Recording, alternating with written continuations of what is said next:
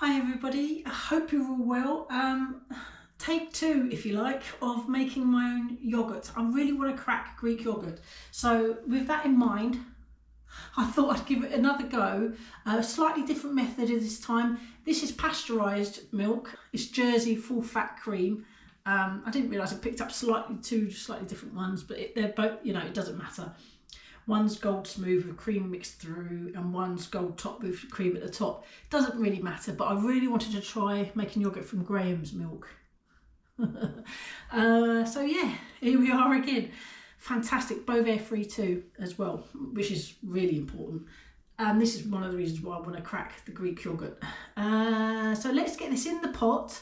Because this has been pasteurised, I do not need to do step one, which was to heat it to, I think it was 90 odd degrees or 180 Fahrenheit, something like that. Anyway, step one I can skip. If it's raw milk, you need to do step one. I will include step one in the recipe, how to, but we are trying to do slightly different methods. Some fantastic tips from yourselves on my last the previous yoghurt one. So yeah, let's crack on. This one first. Oh, let's check that cream out.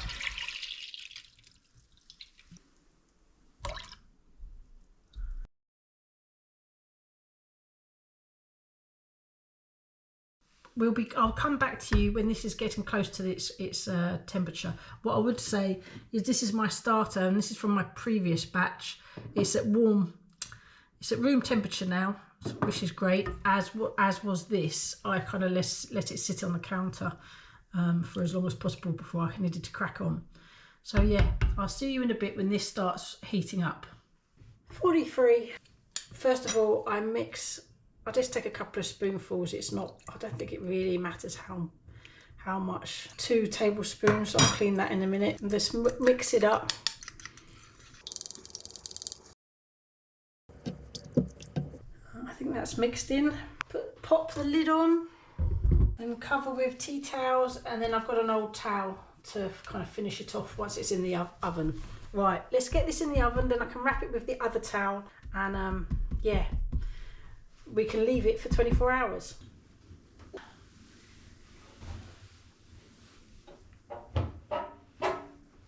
I don't use my oven, but if you didn't, if you needed to use your oven, an old, what was it, an airing cupboard or any warm place sort of wrapped up in the same way would be fine. See you tomorrow. The next day. Right, 24 hours are up. Let's get this baby out. Oh my God. There we go. Let's see what we've got. Ooh, it's quite yellow. Wow. I mean, that'd be the cream. That's great. Yeah, you can tell it's working. It's thickness. Wow. Brilliant, brilliant. But obviously the next stage, draining it in my prepared colander. I listened to a lot of you. You said some fantastic, helpful comments about what to do next. Some of you suggested hanging from a door handle, which is a great idea. Debated that, but I thought I'm using a slightly more shallow in terms of narrow. So basically the yoghurt shouldn't sit in the way that it's draining in, because that's what was happening in my first batch. So this is quite high up, so it shouldn't sit in its in the way, which is better for it. And also I'm going to be leaving it out for 4 hours on the counter, letting it drain, maximum 4 hours, before I put it in the fridge to continue draining through overnight. But 4 hours on the side of the counter, it will be fine. So let's get this into here. Right, I'm just going to leave that on top just so the top's protected. Several days later. Well, this is what happens when you inadvertently leave what you're hoping to make Greek yoghurt and it goes so thick, because it's been days since the last clip. I got busy and then I just couldn't manage it, so I thought, you know what? Someone mentioned labneh, and it's like a Middle Eastern cream cheese, and you can make it from Greek yoghurt, and this is Greek yoghurt. with steroids. I mean, it's really thick, so it needs, rather than waste it, it's incredibly flick? Oh God, it's incredibly thick. Oh jeez, oh. But I quickly knocked up some, oh my God, pita breads. I did actually manage to burn the first two because I was editing. Mistake number one, but hey, let's just quickly get these out. And this one looks good. It's all puffed up. So where things might seem a little lost, not so much. There's always an alternative. So I'm quite pleased with these little pitas that I've made from the remaining yoghurt of my what batch I made earlier. Let's have a close look at this my very, very, very thick yoghurt and turn it into kind of our own cream cheese.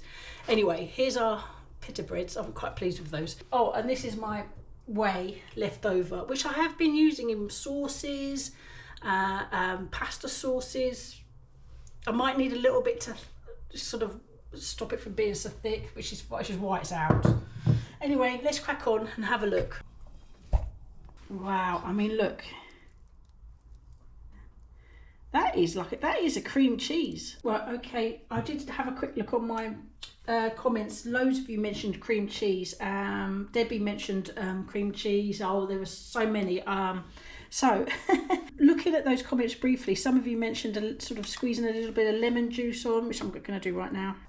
What else was it? I've got chives to sprinkle on top. A little bit of whey, just because it's very, very thick. I won't add too much. Oh, salt, of course. And it's as easy as that, hopefully. Right, I may need to add more liquid, but we're just going to mix. And I may need to add a little bit more salt. I'm not sure yet. I mean, I wasn't intending to make cream cheese, but I am very happy tasting like cream cheese. It's beautiful. I mean, this is incredible. I really am quite astonished. Tell you what, the lemon juice actually makes it smell lovely. Like, I'm going to have a little taste. I need to test. Okay, this is just to test if I need more salt or anything like that. Wow. Oh my God, I've just made cream cheese. I didn't mean to make cream cheese. That's amazing. The lemon juice is coming through. I really like that. And you only need a little dribble. I'm tempted to put more in, but that's because I love lemon. That's completely optional. Wow. Right, I'm going to carry on mixing it a little bit. I've got a bowl to put it in, but there's actually a lot more than I thought, so I'm not sure if even that's enough to put it in. And I've got my pita breads just to have a little sort of spread it on. Because when I looked up labneh, it looked quite much more runnier. And it is a sort of Middle Eastern cream cheese, but this is kind of like I don't know. I mean, it seems a little bit different in consistency. And maybe I could make it slightly more runny, but I'm kind of not really keen. Maybe I could have some toast and save my pita breads and actually spread this on some toast, which I haven't done since December because of the whole Beauvais thing. And if you don't know what Beauvais is, go check out my playlist. I have a whole load of vlogs on it. Oh my gosh. It's essentially a feed additive to stop the cows burping and farting. Changes the insides of their stomachs chemically. I'm not keen, and a lot of you who watch aren't, but some of you may be unaware. Anyway, I don't want to get into that on this vlog, but this is what's led me to make my own yogurt, and this is an accidental cream cheese, and actually incredibly easy, which goes to show, doesn't it? Really easy. It's been sat in my fridge, and in fact, if anything, draining what you're hoping is yogurt. If you want to make cream cheese, just let it drain for even longer than you kind of initially intend. So yeah, let's add a tiny bit more salt, and then I'm going to get it in a bowl. And I'm contradicting myself. I'm going to actually add chives because I absolutely blooming love chives. I will leave a little bit to sprinkle on top. But you can get cream cheese with chives, can't you, in the shop? So. And this is actually, we're going to weigh this actually. Oh, beautiful. We'll add a bit more. I've got a growing chives in the house, so.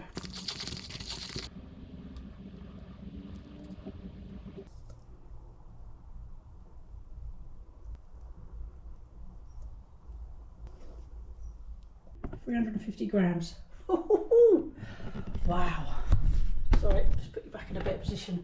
Right, that does look fantastic. I am so pleased. Taste test. Okay, I'm actually going to squeeze a little bit of lemon juice on top. Why not?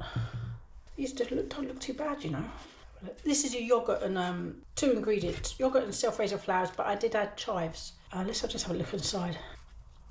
It's a bit tricky the opening, but anyway, dip. Just dip in this case. Oh, wow.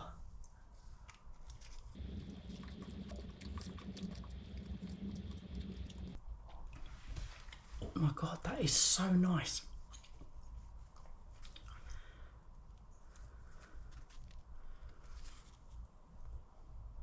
I mean, you can obviously spread it on toast. Wow, I can't believe I made cream cheese. It looks all right inside. Wow, I am really pleased.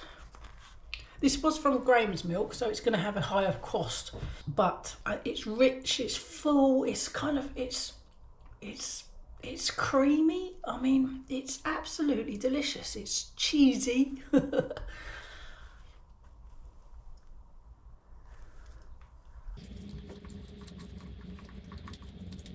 I'll try and work out the costings.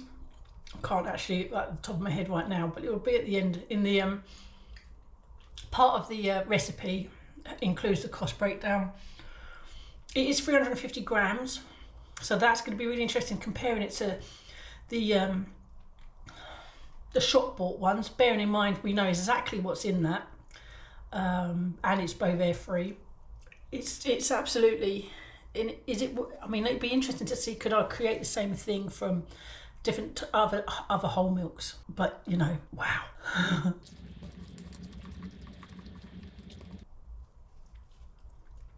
It's delicious, absolutely delicious. And with these my little pita breads.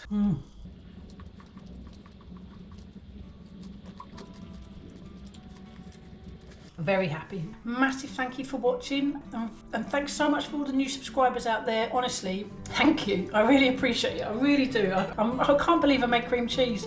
Take care. Bye.